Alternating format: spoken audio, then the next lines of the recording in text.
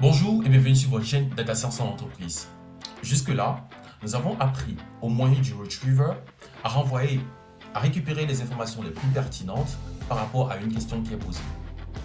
À notre étape suivante, nous allons prendre ces informations importantes, les ajouter avec notre question et les renvoyer tous à notre LLM pour pouvoir avoir une réponse en retour.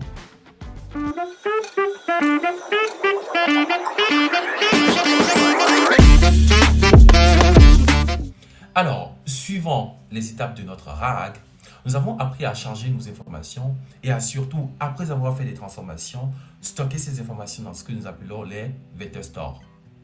Mieux, à partir des vector stores, surtout suivant une question qui est posée, nous avons appris à renvoyer des informations pertinentes, des informations appropriées par rapport à cette question-là.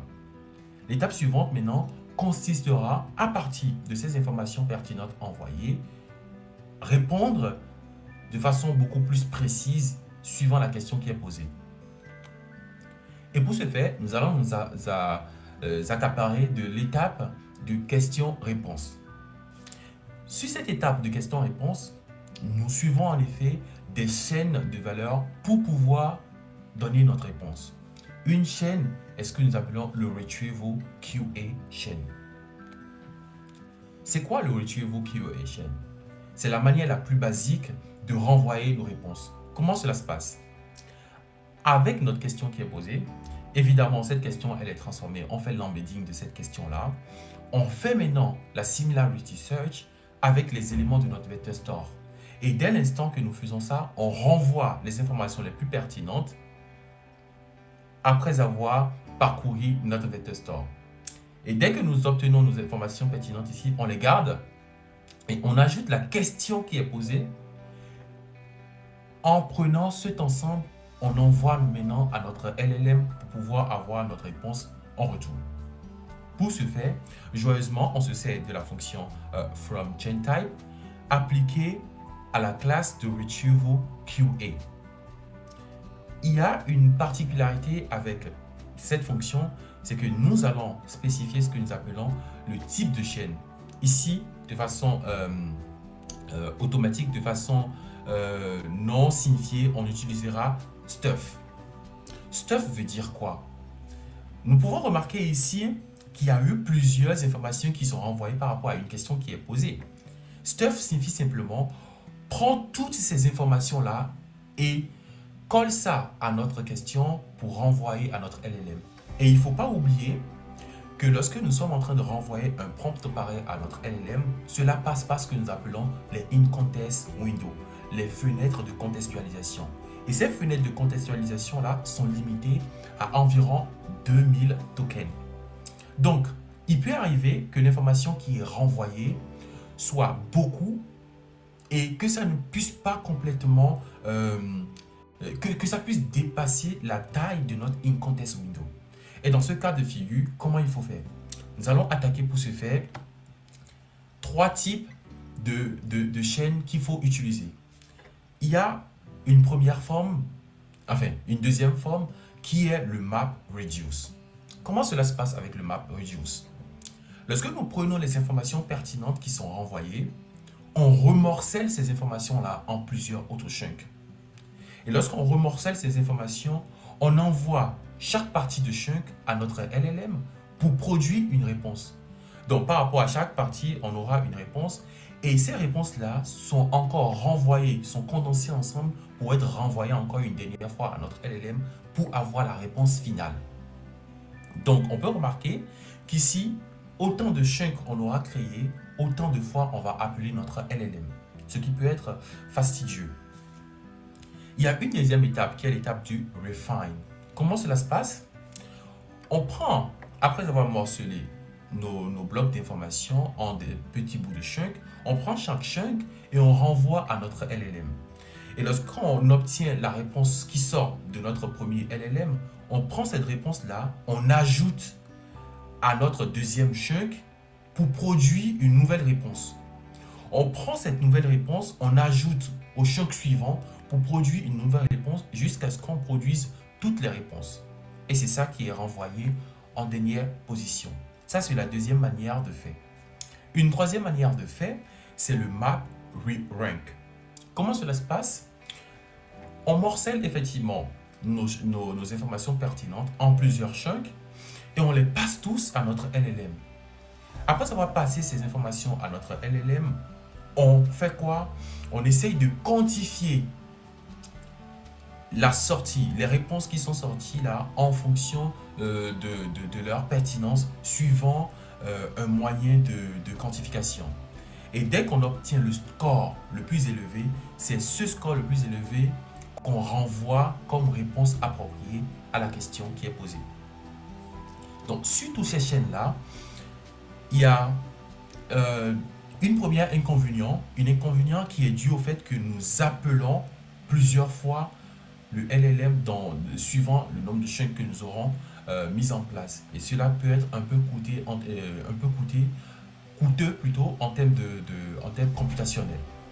Une deuxième problématique qui peut émaner de cela est la question qui est liée au fait que lorsque nous sommes en train de découper nos informations, on peut créer deux chunks à telle enseigne qu'il y a une information qui soit restée dans un chunk et la complémentarité de l'information soit dans un deuxième chunk. Et comme ça, les réponses qui sont renvoyées à partir du premier chunk seront un peu différentes par rapport aux réponses envoyées avec le deuxième chunk. Et donc, on n'a pas forcément une réponse renvoyée en bloc, ce qui peut un peu entraver. Donc, en fonction de ce qu'on veut faire, il y a un type de chaîne approprié qu'il faut utiliser. Plus loin, nous allons utiliser ce que nous appelons les Conversational Retrieval Chain. Tout à l'heure, nous avons utilisé tout simplement le Retrieval Chain. Pourquoi on va utiliser le Conversational? Ici, c'est pour permettre la question c'est pour maximiser, c'est pour optimiser la chaîne par rapport aux questions-réponses. Avec le Retrieval Chain, nous allons juste poser une question et avoir une réponse. Avec le Conversational Retrieval Chain, qu'est-ce que nous faisons de mieux? Nous posons une question, on a une réponse, et puis on récupère cette réponse en mémoire pour pouvoir répondre à une autre question. Donc, c'est-à-dire, on répond à de nouvelles questions en se référant aux questions qui ont précédé, par exemple, si on le souhaite, pour avoir un chat de conversation beaucoup plus fluide, un chat de conversation qui suit ce qui a précédé. Et donc, pour ce faire, nous allons utiliser la classe des Conversational Retrieval Chain. Voilà. Et on renvoyera quoi? Le modèle que nous allons vouloir utiliser dans le cas du suivi, nous allons utiliser le chat OpenAI et qui est mis à température 0 pour vouloir en fait une réponse beaucoup plus factuelle, une réponse qui n'est pas beaucoup diversifiée. Et à cette chaîne, nous renvoyons notre vector store avec notre retrieval qu'on aura choisi. On peut choisir le Similarity Search ou bien le MR et tout ce qui est important pour nous, tout ce que nous juge important. Et cerise sur le gâteau ici, c'est que nous allons renvoyer une mémoire à cette fonction qui nous permet alors de gérer la question de la considération de l'information précédente pour la suite. Alors, nous revoici sur l'enchaîne. Comme d'habitude, on va essayer de charger notre environnement de travail avec les clés, tout ce qu'il faut avec, naturellement. Et à la suite, on va se baser sur notre document habituel. Et du coup, on va charger ce document-là, créer des chunks à partir de ce document qui seront stockés dans doc. Et à la suite, on crée le vector store qui émane de ces informations. Donc, on récupère ces informations dans vector store, enfin dans un vector store qui s'appelle vector B ici, DB. On charge l'information et on l'enregistre dans un dossier que nous appelons ici docb. Pour notre test, on va essayer de poser une question et voir si on obtient réellement si tout a bien fonctionné. Donc, notre question ici sera What is a video task performer? Et nous allons utiliser la Similarity Search pour faire une simple recherche de similarité par rapport à cette question et des informations qui sont contenues dans notre vector store. Plus précisément, nous allons demander de renvoyer seulement 3 informations pertinentes par rapport à la question qui est posée. On va voir est-ce que cela s'est passé correctement. Parfait, on a demandé 3 documents, on a bien 3 documents. On peut essayer de voir le contenu des documents, voir docs. Parfait. Donc, on peut remarquer ici que nous avons effectivement 3 documents. Il y a un premier document qui est là, un deuxième document qui part de là et qui s'arrête ici. Et puis, il y a un troisième document qui part de là et qui s'arrête là. Tout simplement. Donc, on a très bien nos 3 documents. Donc, qu'est-ce que nous avons appris? Et qu'est-ce que nous avons fait? On vient de faire ce qu'on appelle le retrieval. On a récupéré l'information pertinente par rapport à notre question. Mais on n'a pas encore répondu à la question. Et pour ce faire, on utilise simplement les modèles de chat. Et par rapport au modèle de chat, par exemple, je vous invite par exemple à explorer l'engine. Il y a quelques modèles de chat qui sont disponibles là-bas. Ici, chat model, voilà, on a par exemple le chat OpenAI qui est celui développé par OpenAI. Il y a le prompt layer chat OpenAI, il y a Gina chat, il y a Asus chat OpenAI, il y a plein de fonctions, de classes dédiées pour chatter avec, alors qui vont prendre en effet les informations pertinentes, les faire passer par notre LLM pour renvoyer surtout la réponse précise. Donc, on continue. Maintenant que nous avions tout ça, nous allons utiliser Chat OpenAI, voilà, qui est obtenu à partir du Chat Models. Et nous allons utiliser comme modèle de LLM le GPT 3.5 Turbo, tout simplement. Donc, on instancie notre LLM avec le Chat OpenAI suivant ce modèle-là. Alors, bienvenue sur notre chaîne, c'est-à-dire le Retrieval QA chaîne que nous allons utiliser pour pouvoir répondre joyeusement à notre question suite aux informations pertinentes envoyées. Donc, qu'est-ce que nous prenons? Comme je l'ai dit un peu plus haut, nous allons prendre notre LLM, lui renvoyer le Retriever que nous voulons utiliser. Et ici, comme Retriever, on peut lui donner le Similarity, on peut lui donner le MMR, on peut lui donner autre chose, encore le Self-Query, ça dépend de ce que nous recherchons. Et ici, nous lui demandons en effet de nous renvoyer les sources d'informations. Alors, c'est parti. Si on fait ce travail-là, par rapport à la question qui est posée, ici, c'est What is the video task performer?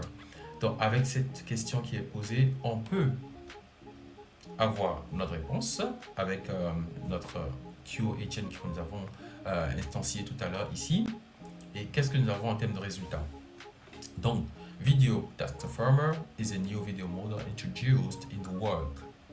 It is designed for learning contextualize step representation and so on. Donc, c'est bon.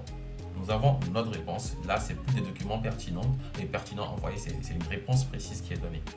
Et mieux, on peut essayer de voir la source de l'information avec la fonction, enfin, la spécificité source documents. Donc ici, il nous dit, bon voilà, il a récupéré l'information au niveau de la partie conclusion, et ainsi de suite. De la page 7 précisément, et voilà, et du document que nous avons fourni, le pager, paper.pdf, tout simplement. Alors, comme on a vu un peu plus haut, il y a plusieurs formes de types de chaînes qu'on peut envoyer. Le stuff qui veut qu'on envoie toute l'information, le map reduce qui veut qu'on morcelle encore ces informations envoyées pour pouvoir les envoyer chacun à notre LLM qui va produire des sous-réponses qui sont maintenant fédérées ensemble pour obtenir une réponse finale, enfin envoyer à notre LLM pour obtenir une réponse finale. Nous avons Refine qui veut que nous passions un bout de chunk à notre LLM d'obtenir la réponse, prendre cette réponse-là, fédérer avec un autre chunk, avoir une nouvelle réponse, ainsi de suite, le faire de façon itérative, ainsi de suite. Revenons à nos moutons. Donc, par rapport à notre question qui est posée, qui est What is the video task performer? Nous allons en premier lieu, avec notre Retrieval QA, prendre comme type de chaîne stuff. Voilà, et voir les résultats. Donc, parfait. Donc, quel est le résultat que nous avons obtenu? Nous avons obtenu Video Task Transformer is a new video model introduced in the research world. Alors, cela ressemble exactement à ce que nous avons fait précédemment. Alors, comme je l'ai dit un peu plus haut, c'est un paramètre par défaut qui est implémenté au niveau de Retrieval QA. Donc, exactement la question, la réponse qu'on obtient ici, exactement la réponse qu'on obtient lorsqu'on utilise, lorsqu'on ne précise pas le chain type qui est stuff. Alors, faisons mieux avec MapReduce. On va voir. Parfait. On a une nouvelle réponse qui ne diffère pas forcément de ce qui a précédé, mais qui va forcément différer un peu. Parce qu'ici, on dit Video Task Transformer is the model used for pre-training and fine-tuning on instructional video. Okay, it is designed to learn step representation through mask modeling of step in the videos. Donc ça c'est un petit peu différent de ce qui a précédé et c'est quand même bien de savoir qu'on peut avoir des différences en fonction de type de chaîne que nous utilisons. Alors un autre c'est le refine. Voilà. Alors parfait. Donc on a notre réponse ici, mais regardez un peu. Voilà. Video Task Transformer is the model that consists of a video encoder, a step transformer, and a linear layer. Voilà. Très technique. Voilà. Donc, tout ça, c'est bien. Mais comme je l'ai dit, on n'arrive pas à utiliser la question de mémoire ici. C'est-à-dire quoi? Lorsqu'on a une réponse, on ne peut pas forcément se baser sur cette réponse-là pour répondre à une question suivante.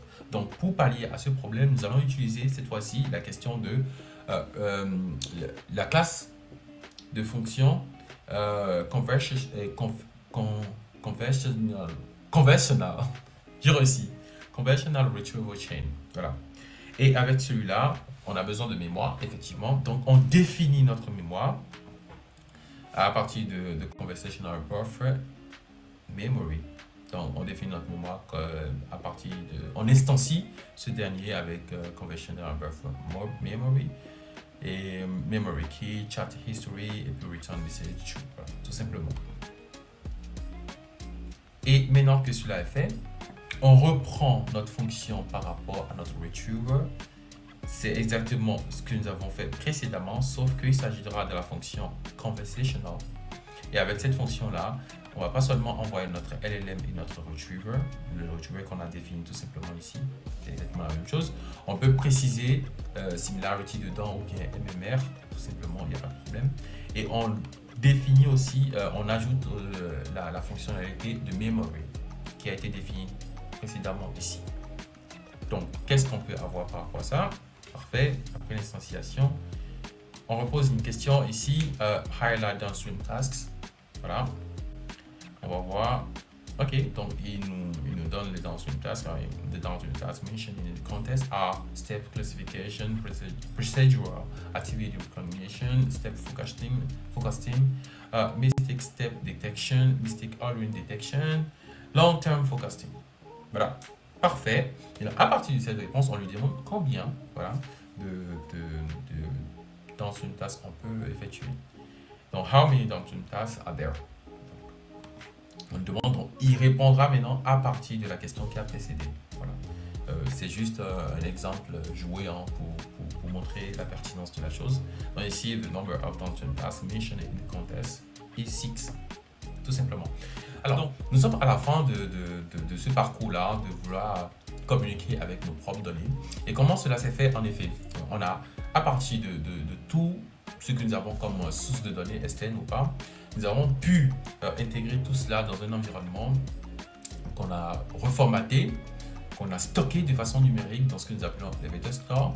Et ces informations-là, après avoir été stockées, on est arrivé au point où on puise dans ces vector store-là pour envoyer des réponses beaucoup pertinentes par rapport à une question particulière qui est posée. Et avec cette dernière étape, nous utilisons les modèles de chat pour pouvoir récupérer l'information importante pour renvoyer la réponse à la question que nous avons posée. Cela a été un travail assez intéressant et très reluisant pour moi d'ailleurs. Donc, merci à vous si ça vous a plu. Partagez et s'il y a des questions, n'hésitez pas à les poser. Merci pour votre attention. Restez abonnés parce qu'il y aura d'autres sujets que nous allons traiter bien sûr.